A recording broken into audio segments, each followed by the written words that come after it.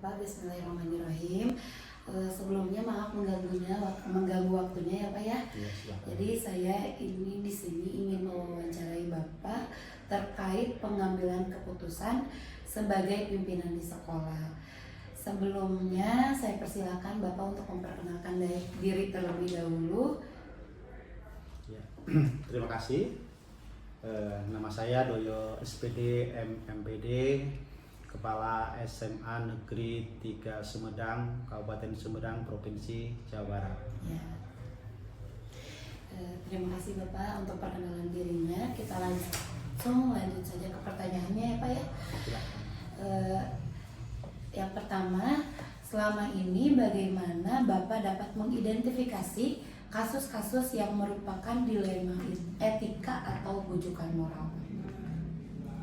Nah, bila suatu kasus yang Bapak alami memiliki dua pilihan yang sama-sama benar, saat akan membuat suatu keputusan, maka Bapak mengidentifikasi kasus tersebut sebagai dilema etika. Namun, jika Bapak dihadapkan dengan situasi yang membuat Bapak harus memilih antara benar atau salah, maka kasus tersebut merupakan bujukan moral. Baik, Bapak jawabannya. Untuk yang kedua, selama ini bagaimana Bapak menjalankan pengambilan keputusan di sekolah Bapak, terutama untuk kasus-kasus di mana ada dua kepentingan yang sama-sama benar atau sama-sama mengandung nilai kebajikan?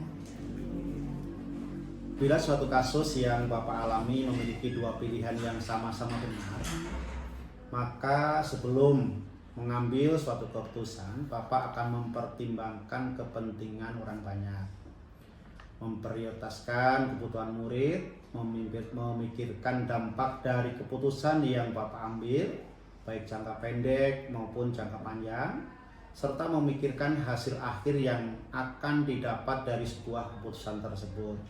Selain itu, Bapak juga mengajak guru-guru untuk bermusyawarah memberikan masukan-masukan untuk kepentingan tersebut. Baik, jadi Bapak selalu memikirkan berbagai aspek ya Pak ya, termasuk juga mengajak guru-guru untuk bermusyawarah.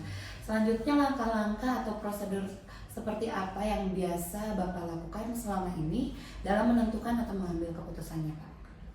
Nah, biasa langkah yang Bapak ambil ataupun prosedur yang Bapak ambil, yang pertama adalah menelaah kasus yang terjadi secara rinci terlebih dahulu, misalkan waktu kejadiannya, kapan, pihak yang terlibat itu siapa saja dan alasannya apa dan lain-lain. Kemudian yang kedua, Bapak mengidentifikasi apakah ada aspek pelanggaran hukum atau pelanggaran aturan dalam situasi tersebut.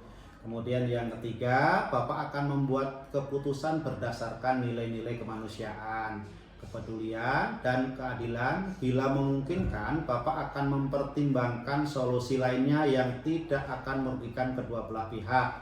Jika dalam situasi tersebut ada dua belah pihak yang dianggap sama-sama benar. Baik Bapak, itu sudah sesuai dengan perincian paradigma keputusan ya Pak ya. Selanjutnya, hal-hal apa saja yang selama ini Bapak anggap efektif dalam pengambilan keputusan pada kasus-kasus dilema etika Pak? Nah, hal yang selama ini Bapak anggap efektif dalam pengambilan keputusan pada kasus dilema etika adalah beberapa hal yang membuat keputusan, yaitu melakukan pengujian benar atau salah dan pengujian benar lawan benar. Biasanya setelah melakukan pengujian tersebut, Bapak bisa lebih mudah untuk menetapkan prinsip dalam membuat suatu kebijakan. Baik, Bapak. Hal apa saja yang selama ini merupakan tantangan dalam pengambilan keputusan pada kasus-kasus dilema etika Pak? Nah, selama ini yang merupakan tantangan dalam pengambilan keputusan pada kasus dilema etika adalah dengan memberikan pengertian kepada pihak yang merasa tidak puas terhadap keputusan yang dibuat. Sebagian orang cenderung memberikan kritikan pedas dan menjudge juga bahwa Bapak tidak tegas saat mengambil keputusan berdasarkan rasa kepedulian dan kasih sayang. Padahal Bapak mempertimbangkan kebaikan bersama dan masa depan murid-murid kita. Namun hal tersebut wajar terjadi dan masih bisa Bapak atasi. Iya, Bapak. Apakah Bapak memiliki jadwal tertentu dalam sebuah penyelesaian kasus dilema etika, atau Bapak langsung menyelesaikan di tempat dan memiliki sebuah jadwal untuk menyelesaikannya? Bentuk prosedur apa sih yang Bapak jalankan? Jadi prosedur yang biasa Bapak jalankan yaitu tidak serta-merta langsung mengambil keputusan di tempat. Bapak terlebih dahulu menelaah kasus tersebut secara rinci dengan mengumpulkan data, fakta, pihak yang terlibat, dan informasi lainnya yang Bapak butuhkan untuk mengambil suatu keputusan. Nah, selain itu juga Bapak juga akan melakukan musyawarah dengan guru-guru untuk mendapatkan masukan. Kemudian Bapak juga akan mengambil beberapa waktu untuk berpikir dengan matang. Setelah itu, barulah Bapak membuat suatu keputusan. Adakah seseorang atau faktor apa yang selama ini mempermudah atau membantu Bapak dalam pengambilan keputusan dalam kasus-kasus dilema etika, Pak? Nah, pertanyaan yang bagus. Pendapat orang lain biasanya yang membantu Bapak adalah orang-orang yang mempunyai pengalaman di bidangnya. Kasus yang berkenaan dengan murid, misalkan dibantu oleh Wakasek kesiswaan atau pembina OSIS dan wali kelas. Jadi sudah dilibatkan ya Pak ya, Iya. Wakasek kesiswaan dengan pembina OSIS-nya atau pihak-pihak terkait Iya. Bapak ya. Mungkin ini pertanyaan yang terakhir Bapak. Dari semua hal yang telah disampaikan tadi, kesimpulan yang bisa Bapak petik dalam mengambil keputusan dilema etika itu apa? Nah, kesimpulan yang bisa Bapak ambil dalam mengambil keputusan, Bapak mempelajari bahwa dalam kasus dilema etika memang tidak ada keputusan yang betul-betul sempurna. Suatu keputusan pasti memiliki kekurangan maupun kelebihannya masing-masing. Maka untuk membuat suatu keputusan, hendaknya kita memiliki prinsip yang didasari nilai-nilai kebajikan yang luhur. Baik Bapak, terima kasih sekali Bapak untuk jawaban-jawaban dari beberapa pertanyaan yang saya ajukan tadi. Sekali lagi mohon maaf saya mengganggu waktu Bapak. Ya, sama-sama. Mungkin sekian Bapak untuk sesi wawancara ini. Terima kasih Bapak. Ya, sama-sama.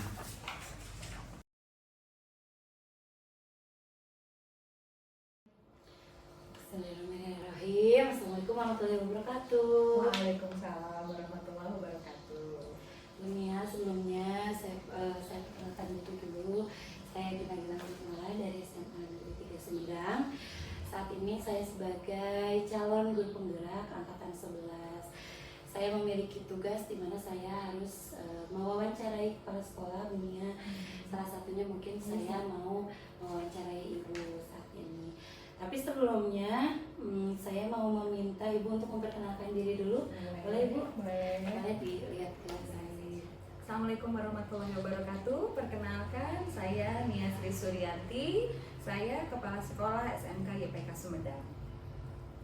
Terima kasih Bu Nia untuk perkenalannya. Tapi sebelumnya saya minta maaf juga karena saya mengganggu waktunya hari ini. Saya mau mencoba bertanya mengenai paradigma pengambilan keputusan berdasarkan nilai-nilai kebajikan sebagai pimpinan di sekolah. Yang tentunya di sekolah yang Ibu pimpin. Ya. Gitu. Boleh lanjut langsung saja Bu? Boleh. Baik, kita lanjut ke pertanyaan yang pertama ya Bu ya. Ya, boleh. Selama ini bagaimana Ibu dapat mengidentifikasi kasus-kasus yang merupakan dilema etika atau bujukan moral? Saya bisa mengidentifikasi dengan bantuan dari wali kelas atau guru BP.